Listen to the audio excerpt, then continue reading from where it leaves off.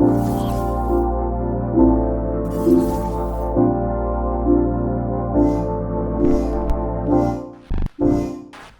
Xperia One 呢部係 Sony 最新出嘅旗艦手機。旗艦機係咩意思呢？即係各大牌子最強大嘅嗰一個型號。所以我自己咧不嬲對於旗艦機咧都有一個好大嘅期望值㗎。到底今次會用到乜嘢新嘅硬件、新嘅軟件、新嘅技術呢？呢部 Xperia One 咧，我暫時用咗2個星期。咁大家都知道我上一條片啦，倫敦遊記咧，成條片都係用到呢一部手機拍攝嘅。而呢條片我會盡量講翻自己嘅用家意見，特別喺拍攝方面，呢部機對比起其他手機有啲咩優勢呢？首先你會見到 Xperia One 第一樣最 stand out 嘅嘢就係佢嘅21:9屏幕，佢嘅解像度係3840x1644 6.5寸嘅屏幕，所以同預期一樣，佢係會比較高身少少嘅。雖然係咁，攞上手仍然係舒適嘅，唯一係如果你嘅褲袋唔夠深，咁就會係一個問題啦。你可能會問，點解需要一個21:9嘅屏幕呢？原因就係21:9係電影嘅畫面比例。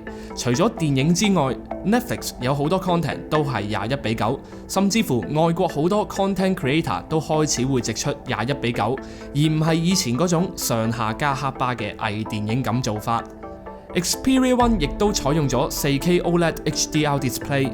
目前大部分嘅旗艦機都係用 OLED 嘅，更加實嘅黑色，冇咁容易反光。4K 亦都代表咗有更極致嘅畫質，再加上雙揚聲器，支援 Dolby Atmos 杜比全景聲，用埋頭先所講嘅21:9闊螢幕去睇 Netflix， 的確係非常之爽。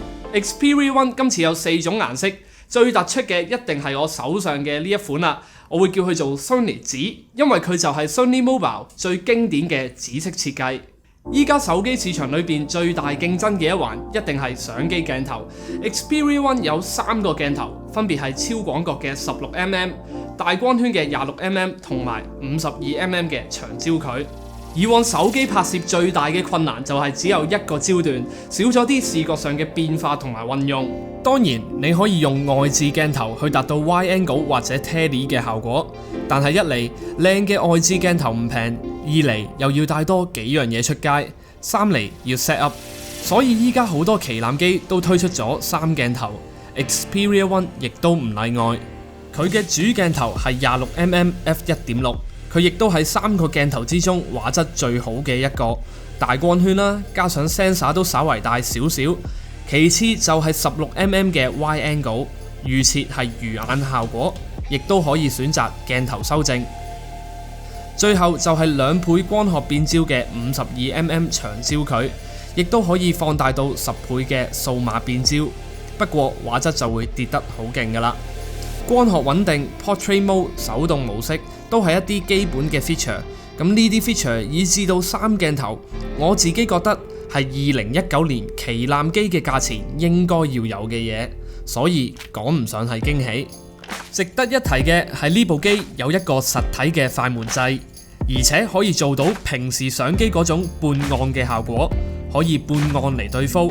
咁如果平時影得多相嘅朋友，我相信都係一個幾實用嘅功能。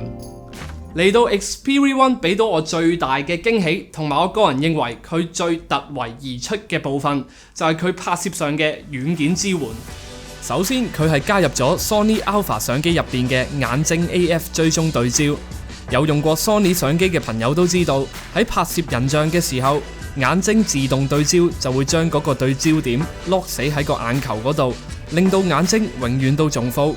其實眼睛對焦都係近呢2年先至登陸單反相機，嚟到2019年竟然可以喺手機上邊見到。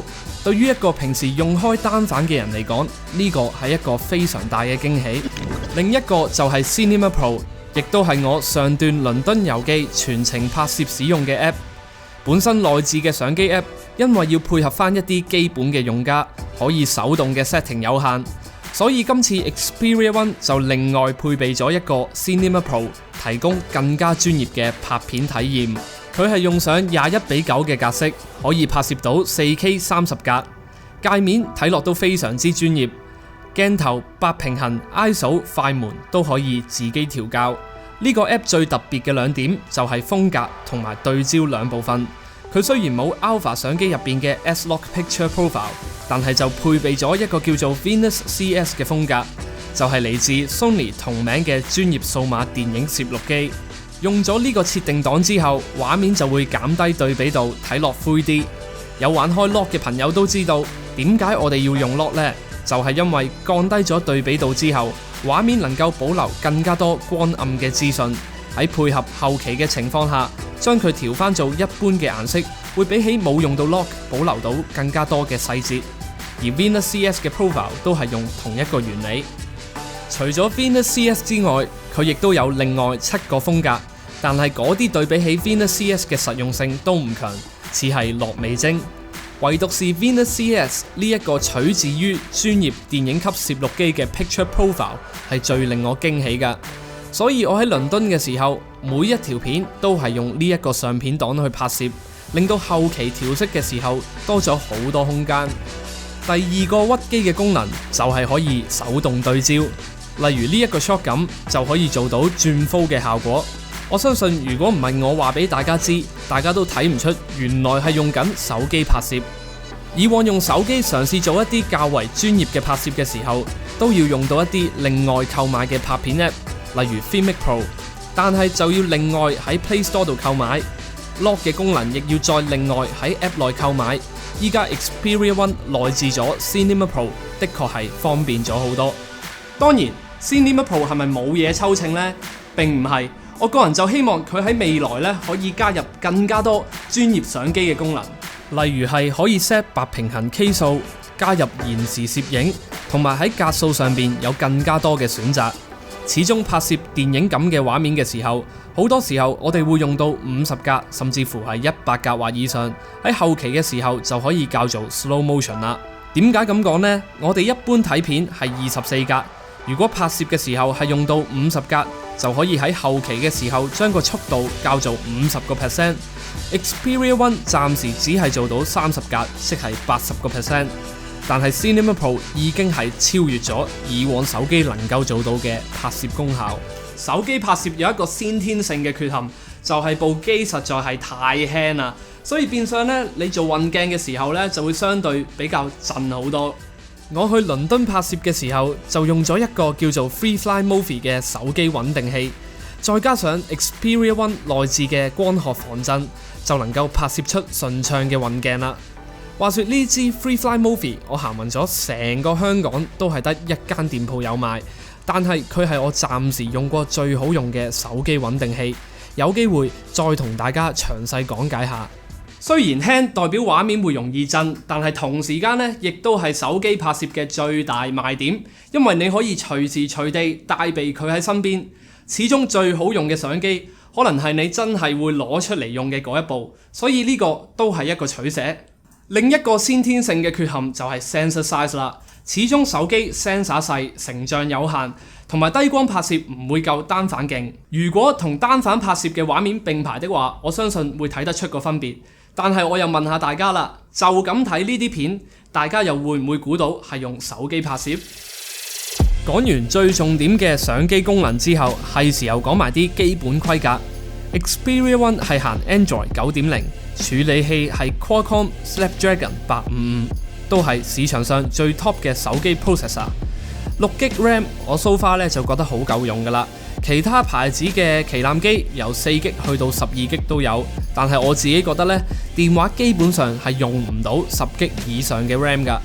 電量係3330，純粹睇 spec 咧就可能冇其他旗艦機咁多。不過除咗 mAh 都要睇翻個別手機食唔食電同埋你嘅使用習慣。我自己用嘅呢2個星期咧都唔覺得有太大嘅問題，基本上都 last 到1個 full day 之後就要攞去叉電噶啦。除非一日要叉幾次電，或者啲電係多到夠用2日嘅。如果唔係，對我嚟講呢個 spec 冇咩好讚，冇咩好彈。Xperia One 所有嘅按鍵都喺晒右邊。